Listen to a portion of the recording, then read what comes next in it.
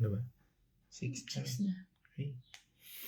God's morning mga kapatid. Muli sa ating pag-aaral para dito sa ating devotion.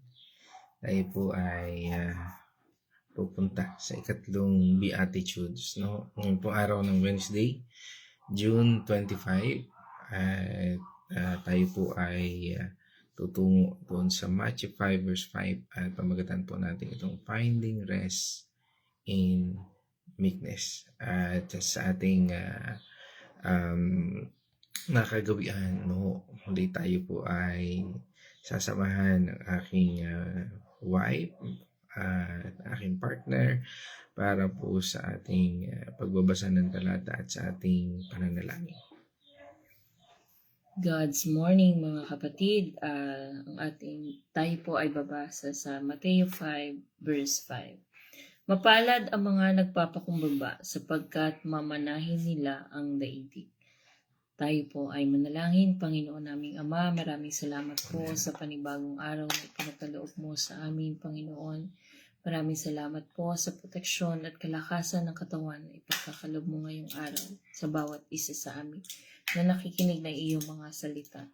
Maraming salamat, Panginoon, sa patuloy na paggabay na ipinagkakaloob mo sa bawat isa sa amin, Panginoon. Ganun din, Panginoon, ang knowledge at wisdom na ibibigay mo sa bawat isa sa amin upang maunawaan namin ang iyong mga salita, ang iyong mga gustong sabihin sa bawat isa sa amin, Panginoon. At nang sa ganon ay malakaran namin ito at magamit namin sa gawa ng mga kaaway. Maraming salamat po, Panginoon, sa patuloy na pagpapagaling, Panginoon, sa mga may sakit na nakakarinig ng iyong mga mensahe, Panginoon. Maraming salamat po. Ang lahat po ng ito ay aming tinataas sa pangalan ng iyong anak na si Jesus. Amen. Amen.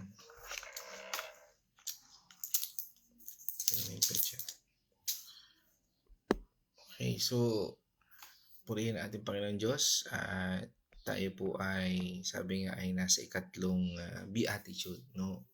Doon sa ating talata na binasa. Ito po ay, sabi nga, ito ay ang pangunahing turo ng ating Panginoon Jesus sa kanyang mga alagad, no? Ito ay sa bundok ng sabi nga Mount Sermon, no? Ang bundok ng pagpapahayag ng ating Panginoon, no? Ang sermon, no? Sa bundok, no?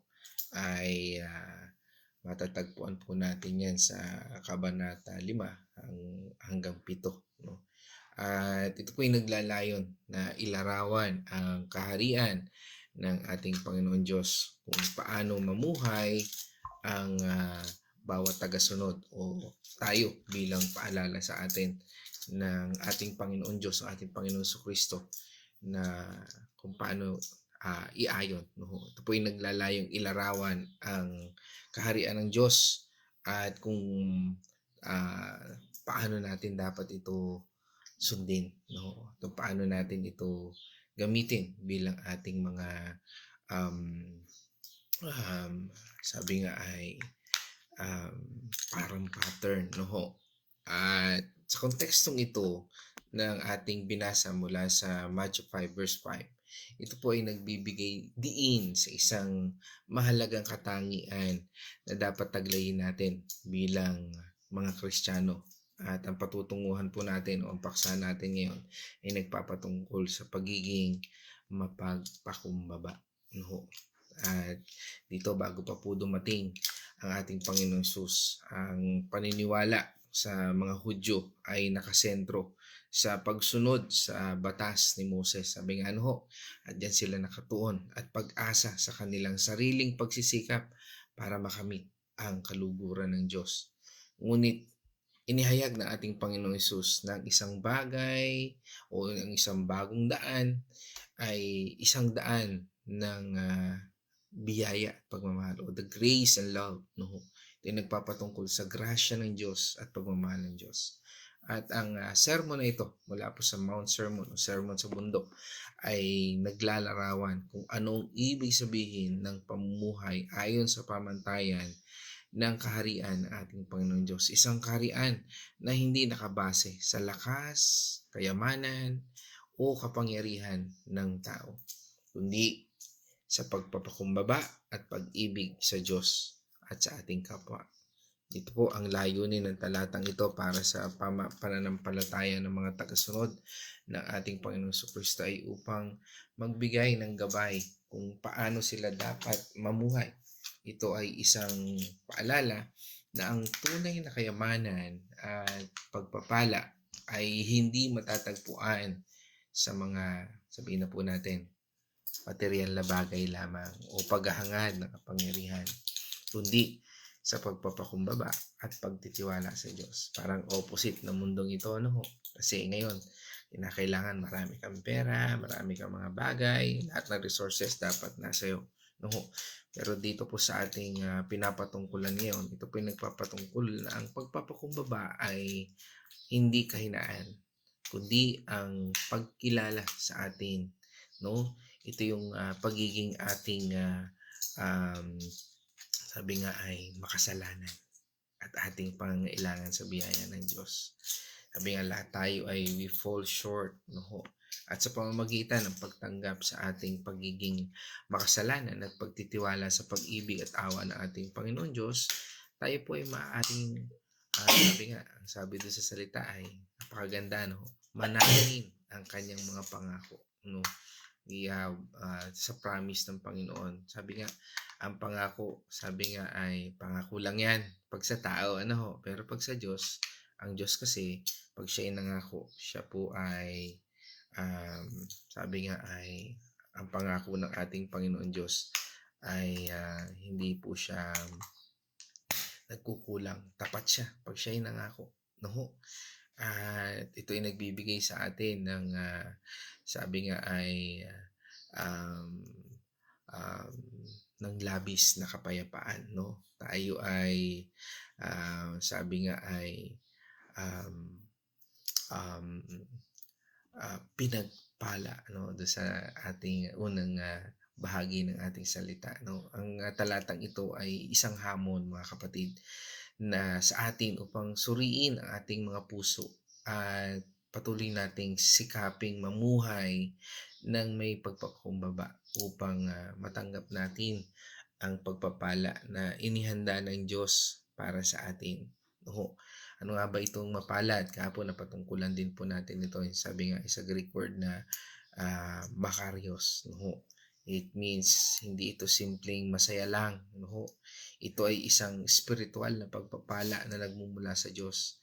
Isang para masasabi natin na it's a state of being na puno ng favor at grasya ng Diyos. It's more than just good fortune. No? It's a divine blessing. Sabi nga, a state of being favored and grace by God. No? Sabihin, kahit na nandun ka sa gitna ng kahirapan, pigati, pagdurusa, nasa iyo pa rin yung grasya ng Panginoon Diyos. At sabi nga, ito ay nakakahanga, ano? Sabi nga, isang buhay na kahit hirap na hirap ka ng baguhin ang sarili mo. No? Sabi nga, lalo na yung mga nasa yugto ng addiction or what any kind, no?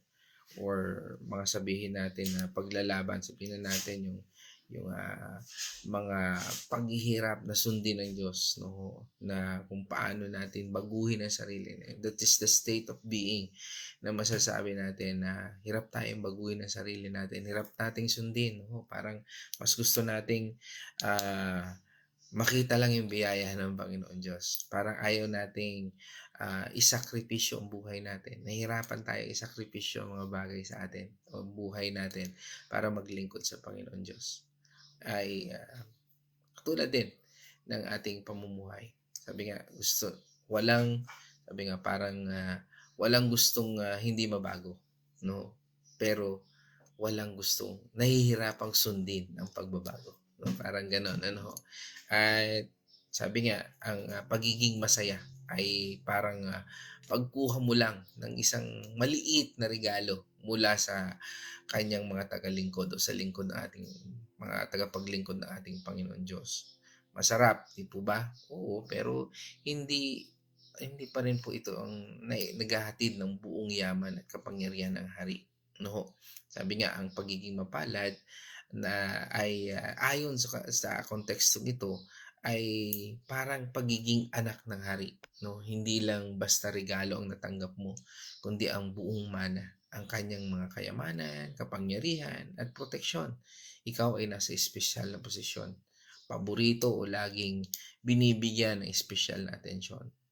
Masasabi natin parang may access ka sa lahat ng bagay na meron ang hari at protektado ka mula sa anumang panganib.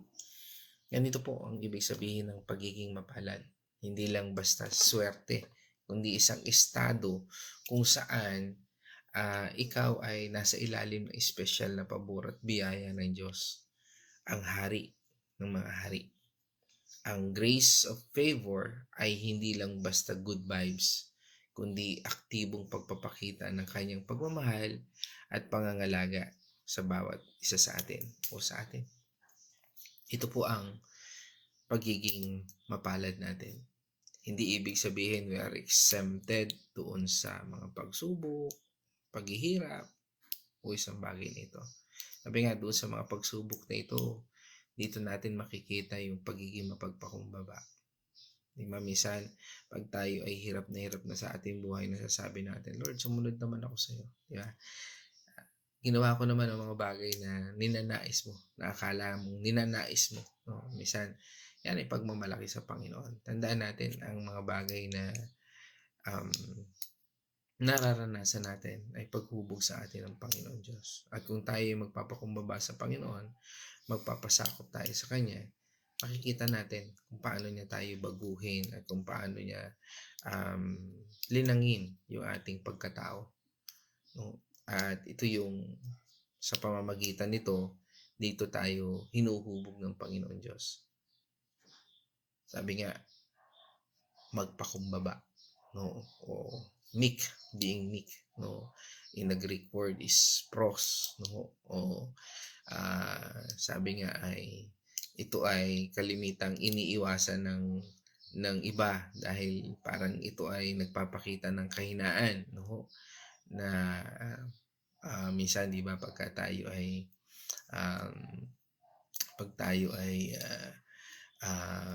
nakaka-encounter ng mga taong makikitid ang utak, ano ho, di ba, minsan parang nasasabi natin, sige nga, sorry na, para matigil lang siya, no?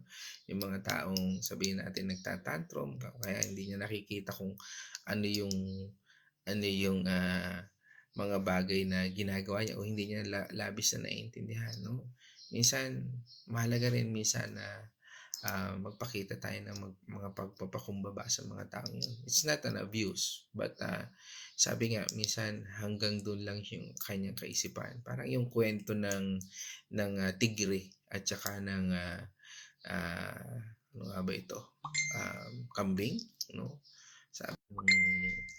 Sabi nung kambing, no, ang damo daw ay kulay blue, no? Pero sabi nakipagtalo yung tigre, no? Sabi niya, no, ang damo ay kulay green, no? Subalit dahil diyan sila ay nagkaroon ng mainitang pagtatalo at sila ay lumapit sa hari, no? Ang hari ay ang leon. Paglapit nila doon sa leon, sabi ng kambing, sabi niya, mahal hari, di ho ba ang damo ay kulay blue, no? At parusahan mo ang tigre dahil nakikipagtalo siya, no? Sa madalit sabi, dahil sa naiintindihan at nauunawaan ng haring leon, pinarusahan ng tigre, no? At ganun pa man, dahil sa alam ng tigre na siya ay tama, tinanong niya ang hari, no? Mahal hari, bakit, leon, bakit mo naman ako pinarusahan? Sabi niya, pag ang parusa sa kanya ay dahil dyan, bibigyan kita ng 5 taong katahimikan. No, hindi ka pwedeng magsalita, no? Yan ang parusa ng hari. At nung siya'y naparusahan, bago mangyari yung parusa, sinabihan siya ng hari, tinanong ng tigre ang hari o yung leon, bakit mo ko pinarusahan? Sabi ng hari, alam mo na hindi mo um, hindi hindi mo katulad ang kambing. Bakit mo siya pinatulan? Hindi kita pinarusahan dahil sa tama ka o mali ka. Hindi pinarusahan kita upang makita mo na hindi mo dapat patulan ang mga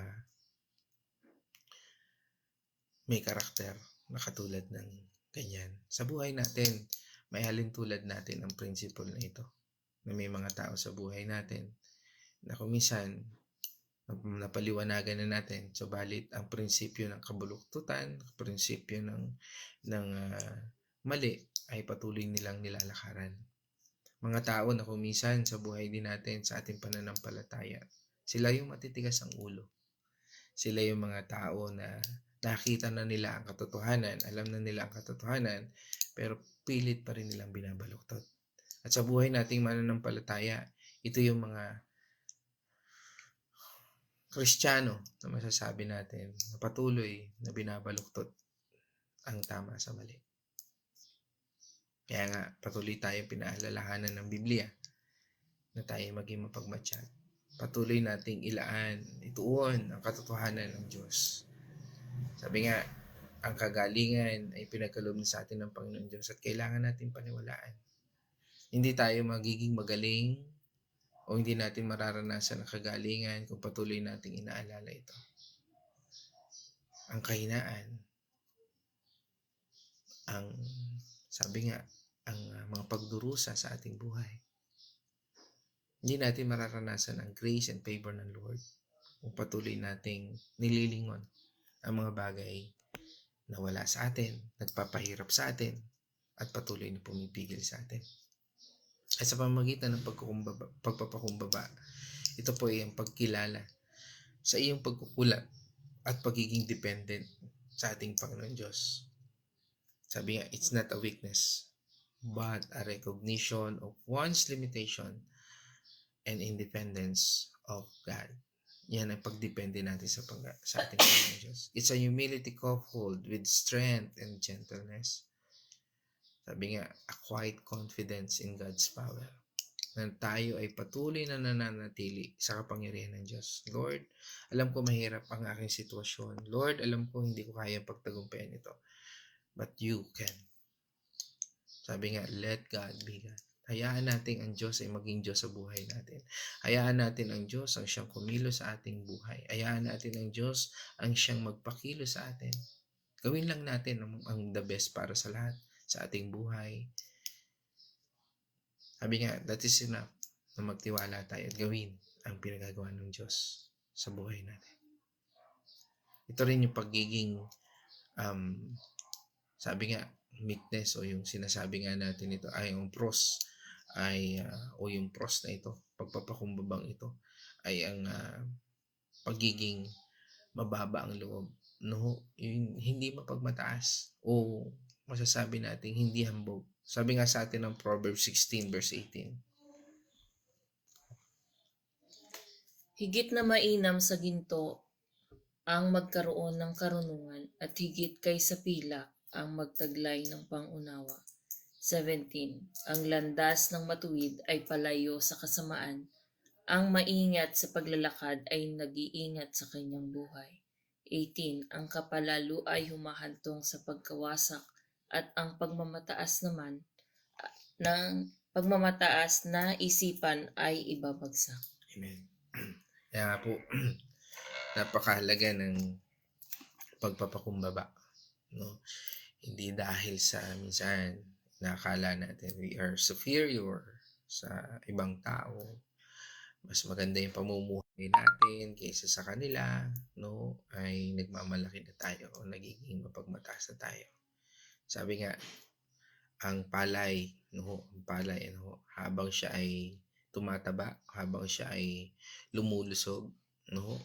Patuloy po siyang, lalo po siyang yumuyuko. No? Isang ilustrasyon na maganda po nating tahakin. No? Ipo ba yung palay? Ang palay ay makikita natin ito ay maganda ang ani kapag nakita natin yung palay, lahat ay nakayuko. no? Dahil ito ay nagpapakita na bawat butil, bawat bunga ng sanga nito ay matataba, maganda ang ani. At ang pagiging mapagmataas ay sinabi doon sa ating talata kanina sa Proverbs 16:18 ay nagdudulot ng pagbagsak dahil nakalilimot tayo sa Diyos at sa ating mga limitasyon.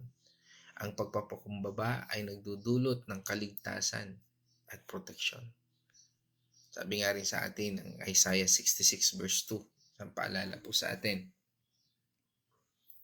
Sa lahat ng bagay ako ay may likha, kaya ako ang may-ari ng lahat ng ito. Ako'y nalulugod sa mga taong nagpapakumbaba at nagsisisi, sa mga may takot at utos ko'y sumusunod.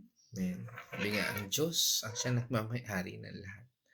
Buhay natin, ang ang oxygen na meron dito sa earth, lahat, mga bagay na nakikita at hindi natin nakikita, ang Diyos ang nagmamay-ari.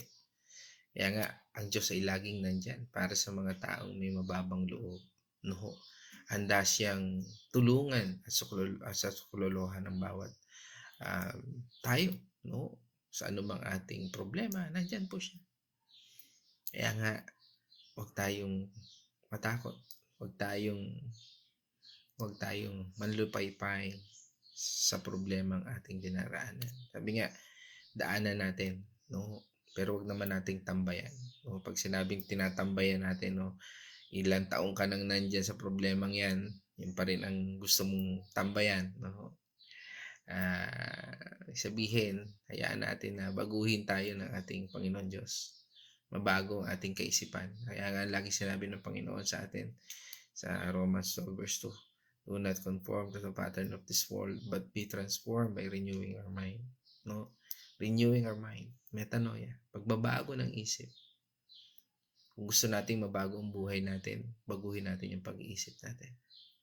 Alisin natin ang takot, alisin natin ang pangamba, alisin natin ang mga nagpapabigat sa ating buhay. Palitan natin ito ng pagtitiwala sa Diyos. Ano man ang ating kinaharap. Ano man ang ating sitwasyon. Dahil kasama natin ang ating Panginoon Diyos. At patuloy siya nag-aanyaya sa atin. Sabi nga sa atin ng ating Panginoong Jesucristo sa Matthew 11 verse 29. Pasanin ninyo ang aking pamatok at sundin ninyo ang aking mga itinuturo, sapagkat ako'y maamo at mapagkumbabang loob. Matatagpuan ninyo sa akin ang kapahingahan. Sabi ng Panginoon, carry my yoke. My yoke is very light. Sinabi rin niya doon, makakatagpo lang tayo ng kapahingahan pag hinayaan natin ito. Pag tinanggap natin ito na may pananampalataya sa Panginoon. Kung ang pagsubok ay dumaraan sa atin, kunin natin ang pamatok na ito. Lord, samahan mo. Maaring sa pagsama ng Panginoon Diyos, alam niya na minsan sisisihin mo siya. Minsan, alam niya na minsan tatanungin mo siya. Alam ng Panginoon Diyos kung minsan na manghihina ka. Pero ito lagi nating tatandaan. Hindi tayo iiwan, pababayaan ng Diyos. Kung tayo patuloy na nananampalataya. Minsan, nahihirapan tayo. Minsan, napapagod tayo. Pero may kasama tayo. Kaya ang sinabi doon pamatok, no? Isang pasanin na kasama nating pasanin ang lahat ng pagsubok na ito. Kasama natin ang Diyos. Ang ating Panginoong Sus mismo ay nagpapakita ng pagpapakumbaba at inaanyaya niya tayong matuto mula sa Kanya. Ang tunay na kapahingahan na matatagpuan sa pagsunod sa Kanyang mga turo, sa Kanyang mga halimbawa. Kaya nga ang sabi sa atin ng Philippians 2 verse 3, Huwag kayong gumawa ng anuman dahil sa paghangad ninyo maging tanyag, sa halip bilang tanda ng pagpakukumbaba, ituring ninyong higit ang iba kaysa sa inyong sarili. Minsan sa buhay natin, parang isip natin, Lord, Ano na lang ang sasabihin ng mga tao sa akin? Ano nga ba ang tunay na ah, um, na kung ano ang masasabi nila sa atin. Sabi nila, we are conscious. Mas more conscious tayo sa sabihin ng ibang tao kaysa pagbabago na ibinibigay ng Diyos sa buhay natin. Mas conscious tayo sa kahihiyan natin kaysa sa pagsunod natin sa pagbabago ibinibigay sa atin ng Diyos, sa pag-asang ibinibigay sa atin ng Panginoon Diyos, sa kagalingang ibinibigay sa atin ng Panginoon Diyos, sa pagpapalang ibinibigay sa atin ng Panginoon Diyos. We are more than cautious sa kung ano sasabihin ng mga tao sa paligid natin. Kaibigan natin, kakilala natin, mga tao na ano na lang ang sasabihin ng mga tao ito. Mga kapatid, ang pagpapakumbaba ay ipinapakita sa pamamagitan ng pagbibigay ng halaga sa iba pa at pag-iwas sa sa atin sabihin natin pagmamapuri, no? Hindi lagi nating we are seeking na ako kasi, no? We are seeking na ito kasi ako. This is who I am. Me, myself, and I. Sabi nga, I am this, the world is here. No? Parang ganun. Parang mas mataas ka sa mundo. Parang mas mataas ka sa, o mas importante sa'yo ang career, ang katatayuan mo sa mundong ito kaysa katatayuan mo sa Diyos.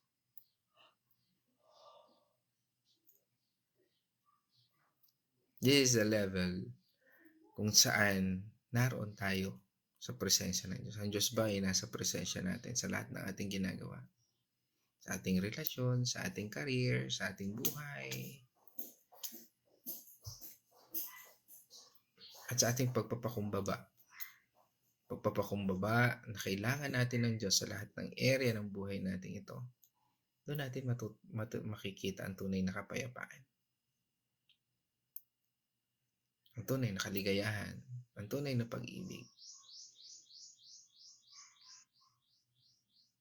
At ang pagiging mapagpakumbaba ay hindi nangangahulugan ng pagiging mahina o walang kakayahan, kundi ang pagkilala sa ating mga limitasyon at pag-asa sa Diyos para sa lahat ng bagay. Doon sa ating talata, nabanggit doon, sabi nga, mamahalin nila ang daigdig, no? Ay mamanahin nila ang daigdig o shall inherit, no, the earth, no? 'Yun ang pangako ng Panginoon Diyos. No? We will inherit the earth, no? Mamanahin ang mundong ito. Sabi nga parang meron bang title ang mundo ito? Mga kapatid, hindi ito yung literal na pagmamay-ari ng lahat dito sa lupa. Sabi nga, it's referred to a spiritual inheritance. No, not just in spiritual inheritance. Ang life na sabi nga is characterized by peace, joy, and abundance that comes from right relationship with God. Ito yung relasyon na meron ka. Meron kang kapayapaan, meron kang joy, meron kang abundance that comes.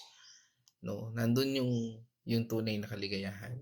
Ibinibigay sa iyo ang kaligayahan sa relasyon na meron ka, sa buhay na meron ka, sa pagpapala sa lahat ng bagay. Sabi nga, bakit may mga taong nasa kanya na lahat ng bagay pero hindi pa rin niya nararanasan ang tunay na kaligayahan? Di ba? Meron tayong minsan kakilala, parang nasa kanya na lahat, no? Parang mala Daniel Padilla, nasa iyo na ang lahat, no? Diba? Pero hindi pa rin natin nakikita yung tunay na kaligayahan. The emptiness na nakikita at nagkakaroon tayo ng emptiness in our heart is because we don't have relationship or right relationship with God. Minsan kahit na narating na natin ang lahat ng lugar, o masasabi natin, no, ay parang napuntahan ko na rin yon, pero bakit may kulang pa? Kaya nga, the more na patuloy pa rin, no, nating Minsan, yung ibang tao mas nagpo-focus doon sa mga bagay na I'm not saying na masama ang pagtutour, but the thing is, um, yan ba talaga yung gusto mong kaligayahan? Again, it's a nice, no? Kami na lumalabas din po kami. But the thing is, nandun ba talaga sa iyo yung you have right relationship ba sa Lord? No? Nandun ba si Lord? No? For the time na yon, no? Kaya kasi nga minsan, 'di ba, sa paglalakbay natin, we have struggle, no? Sabi nga sa bagahe pa lang, pag-aayos pa lang 'yan, tapos mga pupuntahan. Sometimes nandun tayo para magsaya, but we are irritated for the situation. Nakikita natin, maganda yung layunin, but there's no peace at all, no? At sometimes in small things, sabi nga na makikita natin. Talagang sa biyaya lang ng Panginoon Diyos. Ito ay isang buhay na nagmumula sa isang tamang pakikipag-ugnayan natin sa ating Panginoon Diyos. Na kung wala ang Diyos sa lahat ng ating ginagawa, it will all shortfall. Kaya nga, ang kayamanan ito ay hindi tungkol sa pagmamay-ari ng lahat ng bagay dito sa lupa, kundi sa pagmamana ng isang spiritual na kaharian. Kaya nga po napaka-importante sa buhay natin. No? Sinasabi sa atin ng Matthew 6:33, seek ye first. Kaya sinabi ng Panginoon, seek ye first. Hanapin mo muna ang kaharian ng Diyos. Why? Kasi alam ng Panginoon Diyos na walang kakontentuhan ang tao.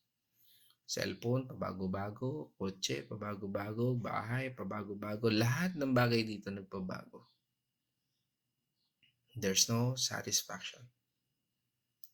Pero kung may Diyos ka, makikita mo. Kung matututo ka mapagpakumbaba, na hanapin ng Diyos. Dahil sa Panginoon Diyos talagang tuturuan ka niya maging mapagpakumbaba.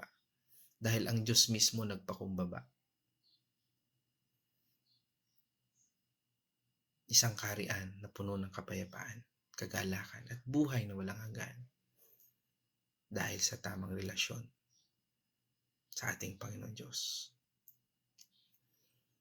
Kasama sa manang ito ang mga spiritual na pagpapala tulad ng pag-ibig ng Diyos, ang kanyang presensya at ang buhay na walang hanggan. Yan ang presensya, yan ang pagpapala na ninanais ng Panginoon. Kaya nga ito ay nagkakaroon ng impact, no? Kakaroon ito ng impluwensya at pagbabago sa mundong ito. Tayo ang ilaw at asin ng mundong ito. Na kung tayo ay nabago, ito ay nagkakaroon ng impact. The people around us na hindi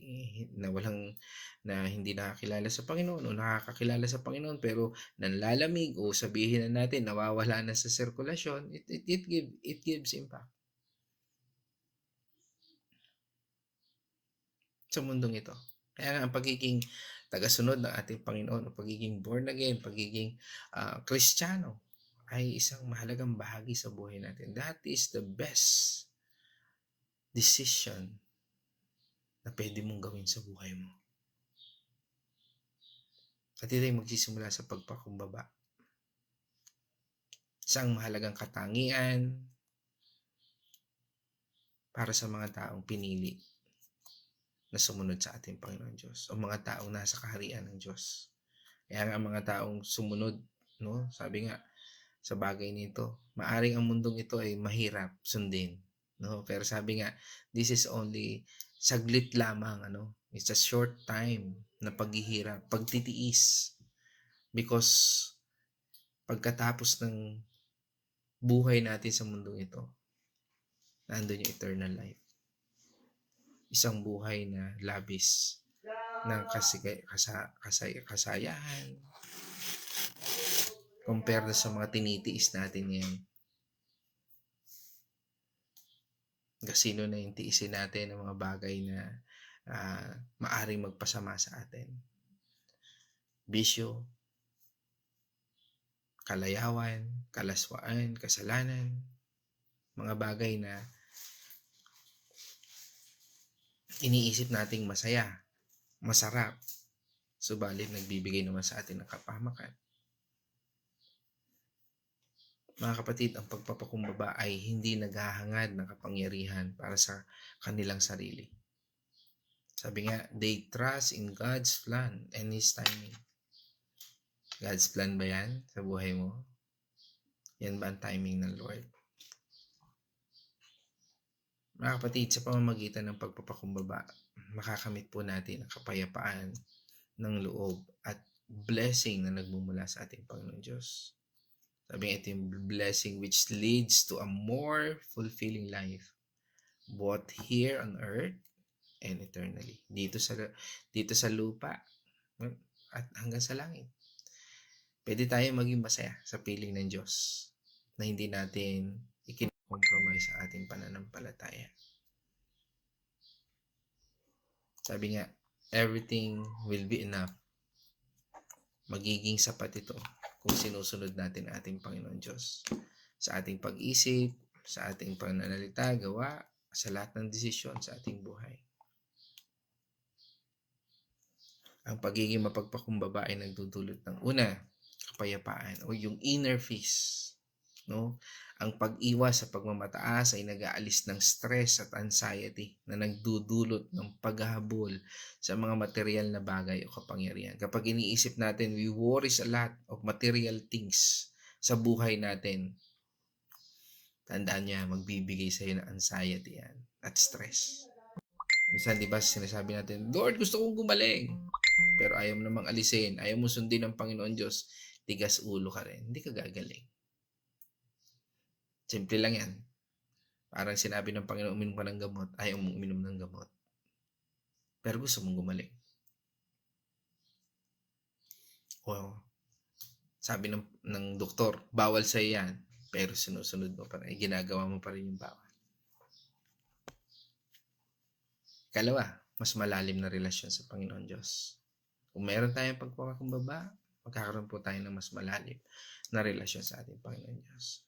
Ang pagpapakumbaba ay nagbubukas ng ating puso sa Diyos, allowing Him to work in our lives. Sabi nga, hayaan natin siya ang magmaneho ng buhay natin. Ayaw ng Diyos na sasakay lang siya sa atin. Dahil ang gusto ng Panginoon Diyos, siya ang magmaneho ng buhay natin. Ikatlo, kung tayo mayroong pagpapakumbaba sa Diyos, magkakaroon po tayo ng mas malalim na relasyon sa ating kapwa. Kaya nga, masasabi nating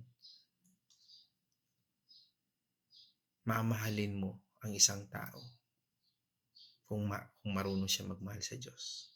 Kaya ang alam ng aking pamilya na pangalawa lang sila, una ang Diyos. My first love is Lord. No? Sabi nga, pangalawa lang sila.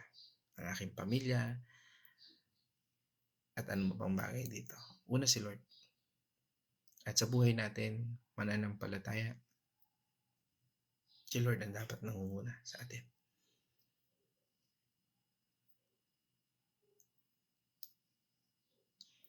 Kaya nga po, ang pagpapakumbaba ay patuloy na nagtuturo sa atin na maging, sabi nga, ay humble at magpakita ng pangunawa sa iba.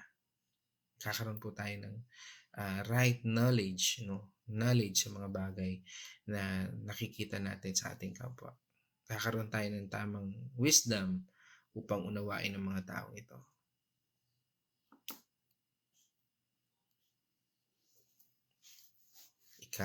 Pailan na tayo? 4? Ay, 4. Ito po yung nagbibigay sa atin ng impluensya. Malaking impluensya sa atin. Sabi nga, kung natututunan natin ng pagiging mapagpakumbaba, nagkakaroon tayo ng impact sa mundong ito.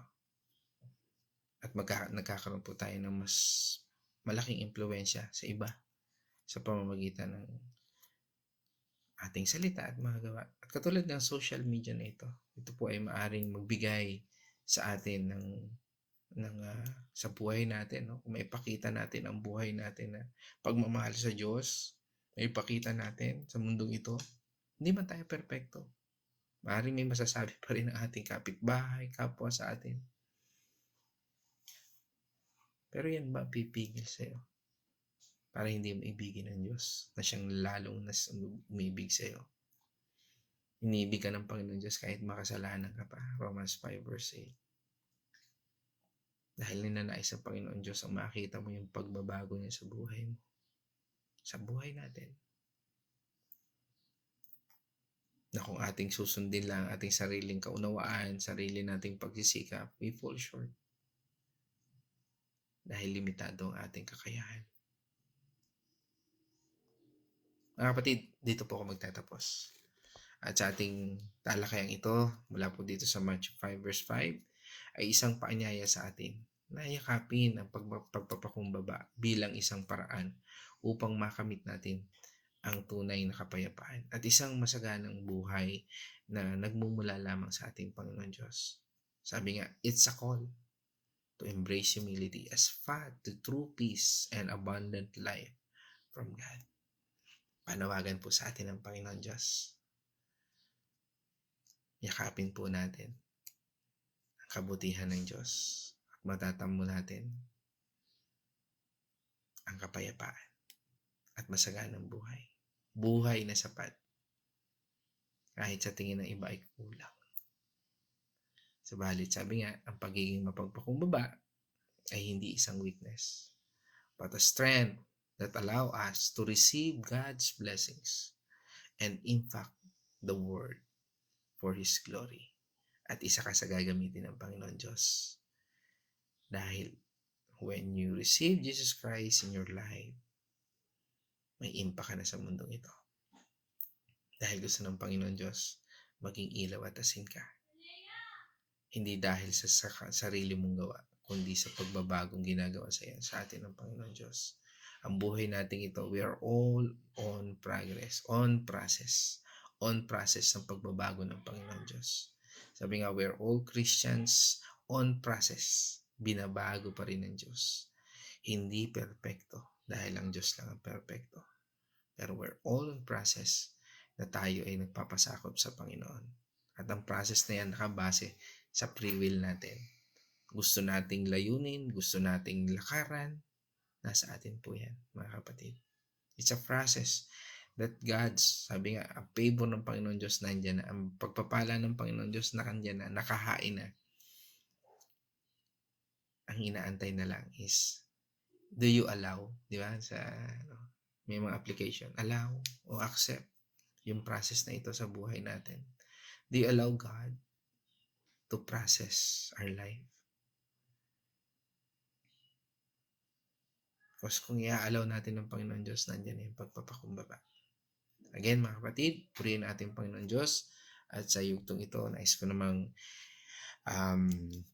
hingan ng reflection ang aking ex-girlfriend, aking wife, no? Para sa ating tinalakay ngayon mula dito sa Matthew 5 verse 5 na pinamagatan natin, finding rest in meekness. God's morning muli, mga kapatid. May nakaharang dito po. Ito pong ating napag-aralan ngayon, ang pagpapakumbaba. Ang pagpapakumbaba po ay, sabi nga po kanina, ay hindi kahinaan, kundi ito ay pagkilala sa sarili na ang lahat ng mabuti ay nagmumula sa ating Panginoon. Ang pagiging mahinahon, mapagpasensya, handang tanggapin ang mga pagsubok, yun po ang nagiging daan upang pumasok sa atin ang ating Panginoon. Ito po ay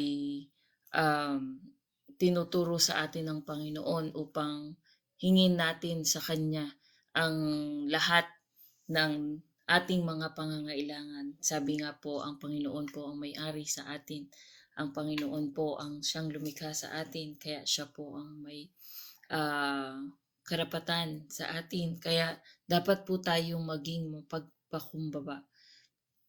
Then dito naman po sa sinasabi na mamanahin ang daigdig, hindi po yun literal na mamanahin yung mga kayamanan dito sa lupa. Although ibinigay sa atin ng ating Panginoon ang mga lahat ng ating mga pangangailangan dito sa lupa, ang sinasabi po dito ay ang simbolo ng kahinaan ng Diyos, kung saan makakaranas ang mga nagpapakumbaba ng kapayapaan, katarungan, walang hanggang buhay. Ang tinutukoy po dito ay bagong lupa, yung mga ipinangako sa atin ng ating Panginoon na tayo ay magmamana ng kanyang kaharian. Tayo ay makakasama niya sa kanyang kaharian kung tayo ay susunod sa kanyang gusto. Isa po dito sa mga gusto niya ay ang magpakumbaba tayo. Nang sa ganon ay hindi po natin maranasan yung mga nabanggit kanina na mga taong nagmamataas ay ibinababa po ng ating Panginoon.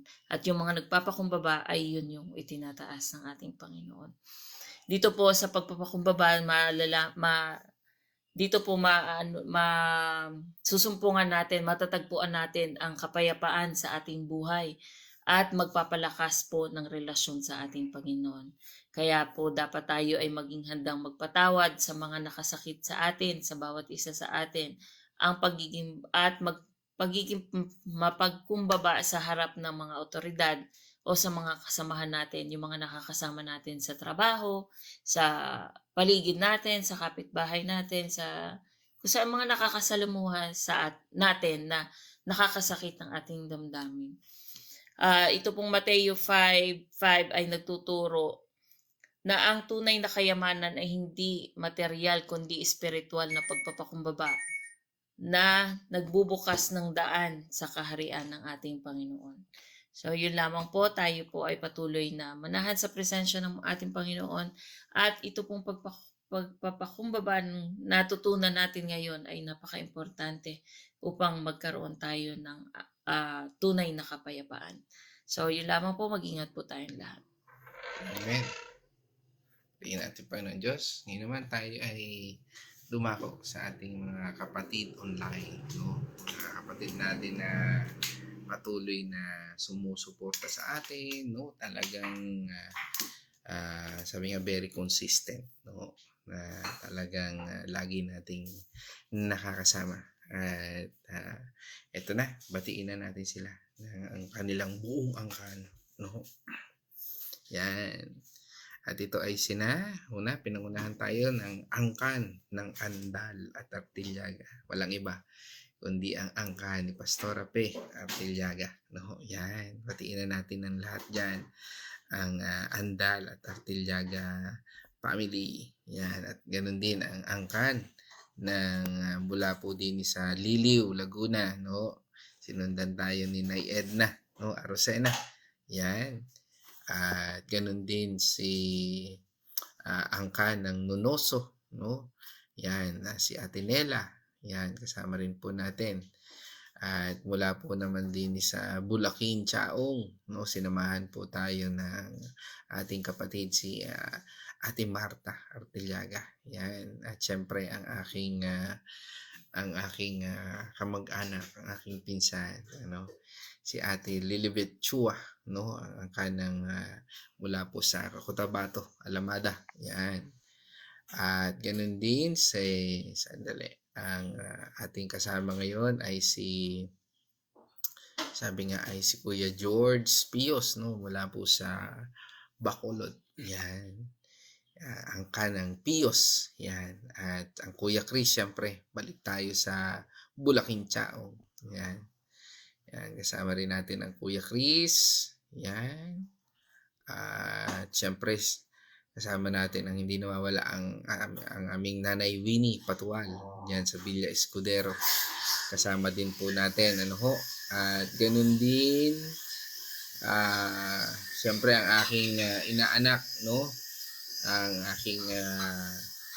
aming geodetic engineer. Yan, aking inaanak, aking pamangkin, si Engineer Louis Sabado. Kasama rin natin. Mapagpalang umaga sa iyo, inaanak. Purihin ang Diyos sa buhay mo. At syempre, kasama rin natin ang aking kapatid, si Caroline Mercado. Yan, sa Santa Rosa, Laguna. At yan din ang aking nanay, si Corazon Mercado. Yan, mula po yan sa Santa Rosa, Laguna. Yan.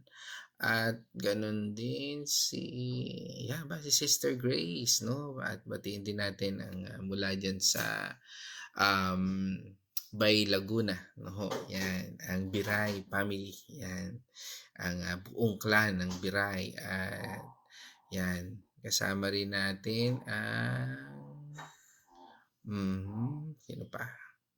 Sabi nga rito, yan, Sabi ni Caroline, Jesus teach us the meekness of an misunderstood at weakness. No? Tama. Amen. It's a deeper inner strength rooted in humility, gentleness, and trusting God. Okay, praise God. So that's all mga kapatid. At tayo po ay ayun, yung sino ba yon? Yung angkan daw ng Castillo Mandigma. Sino ba yon? Ayun, ayun, aking asawa. Ayun. Yan, syempre, shout out na rin ang Castillo Mandigma, ano? Dahil tayo ay sinamahan din, ano? At ang lahat, no, yung mga late watching, no, kasi iba yung timeline at iba rin yung sabi nga ay kanilang gising dahil iba yung mga panggabi ang trabaho o late nang nagigising dahil sa pagod, no. Binabati rin natin sila. Pero purihin natin Panginoon Diyos at ngayon naman tayo po ay dadako na sa last part ng ating devotion na ito. Sa ating God's Morning, ang pananalangin. Tayo po ay manalangin. O manaming Diyos na makapangyarihan, kami po ay nagpapasalamat sa pagkakaloob mo, Panginoon, ng blessed are the meek, O Lord, na nagpapatungkol sa buhay namin na mapagpakumbaba. Salamat, Panginoon, sa iyong aral, sa iyong patuloy na pagtuturo sa amin ng mga dapat naming landasin at dapat naming gawin sa aming buhay.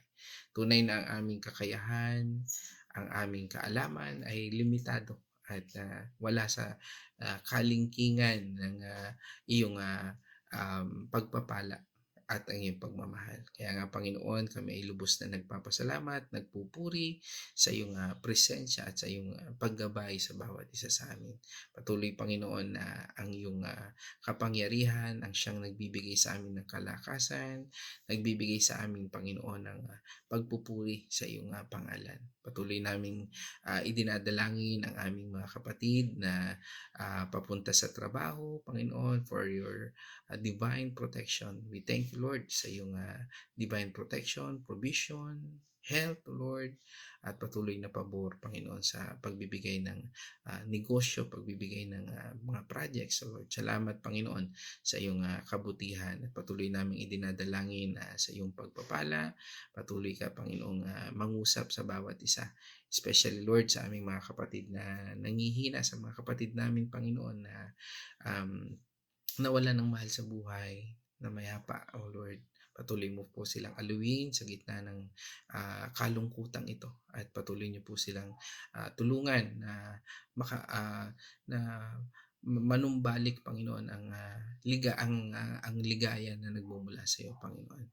The joy Lord na patuloy mong ipagkaloob sa mga kapatid namin na nanlulupaypay dahil sa pagkawala ng mahal nila sa buhay. Ganon din Panginoon, idinadalangin namin ang patuloy na kalakasan sa aming mga kapatid na nagre-recover at may mga karamdaman, Panginoon. Patuloy niyo po silang ingatan, gabayan at patuloy na pagkalooban ng kalakasan. Dinadalangin po namin, Panginoon, ang mga kapatid namin na sa ngayon ay nasa ospital pa, Panginoon. Patuloy namin idinadalangin na patuloy mong ipagkaloob ang kalakasan, provision sa aming mga kapatid na ito. At patuloy din namin idinadalangin, Panginoon, ang kumpanya ng ECMS. Patuloy niyo pong gabayan at ingatan, Panginoon, ang bawat isa at pagpalain according to your will and your purpose. Again, patuloy po namin idinadalangin ang bansang Israel, Lord, at ang kapayapaan ng mundong ito. Patuloy niyo pong ingatan, lalo na especially ang aming mga kapatid na nasa mga bansa na malapit sa giyerang ito. Panginoon, na patuloy niyo po sila, Panginoong, pagkalooban ng pabor, Panginoon, ng pag-iingat. Again, sa lahat ng ito, sa aming buhay, sa aming mga ginagawa, iniisip, sinasabi, salamat, Panginoon, dahil alam po namin, Panginoon, na sa iyong kabutihan, sa iyong kapayapaan, ay pinagkakaloob sa bawat araw. Ikaw ay laging sapat. At patuloy namin pupurihin, Panginoon, ang iyong pangalan, O Lord, dahil ikaw ang Diyos na nagbibigay sa amin ng tunay na kapayapaan at lakas na maaari namin gamitin, Panginoon, sa mundo ito habang kami nabubuhay. Again, O God, we thank you and praise you, and this our prayer in the name of our Lord Jesus Christ. Amen. At yan, humabol ang angkan ng Dow, no? Mula dyan sa US. No? Nagising si Sister Abigail Dow. God's morning sa iyo, kapatid. Pero diyan na po tayo nagtatapos. Maka-replay na lang to si Sister Abby. At nakita ko yung video mo kay Mamang, no? Medyo nakangiti si Mamang. So it means okay na si Mamang. So that's all mga kapatid. Let us shout. The shout of victory. Christ has died. Christ is Christ has risen. Christ is risen. Christ will come again. Christ will come And again. together And together we are for Christ again. God's morning, everyone.